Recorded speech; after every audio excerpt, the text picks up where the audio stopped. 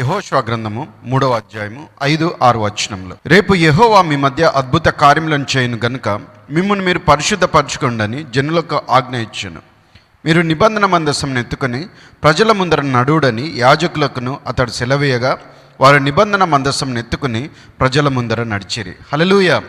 మరి నిబంధన మందసం అన్నది దేవుని యొక్క సన్నిధానమునకు గుర్తుగా సూచనగా ఉంటున్నది. యాజకులు ఎప్పుడైతే నిబంధన మందసాన్ని ఎత్తుకుని ప్రజల ముందుగా వెళుతూ ఉన్నారో దేవుని సన్నిధి వారికంటే ముందుగా వెళ్తున్నట్లు, మరి పరిశుద్ధుడైనటువంటి దేవుని సన్నిధిలో మరి ప్రజలు కూడా నిలిచి వారు తమ యొక్క జీవితాల్లో అద్భుతాలు చూడడానికి యెహోషువ తెలియచేస్తున్నటువంటి మాట, మిమ్మును మీరు పరిశుద్ధపరచుకోండి అని. హల్లెలూయా. మరి ఈ సంవత్సరం అంతా కూడా మీ జీవితంలో అద్భుత కార్యం చూడాలనే ఆశ మీరు కలిగి ఉన్నట్లయితే మరి యేసయ్య రక్తంలో పరిశుద్ధపరచుకొని ముందుకు వెళ్ళినప్పుడు మీ జీవితంలో నిశ్చయంగా దేవుడు గొప్ప కార్యాలను జరిగిస్తాడు. ఆమేన్.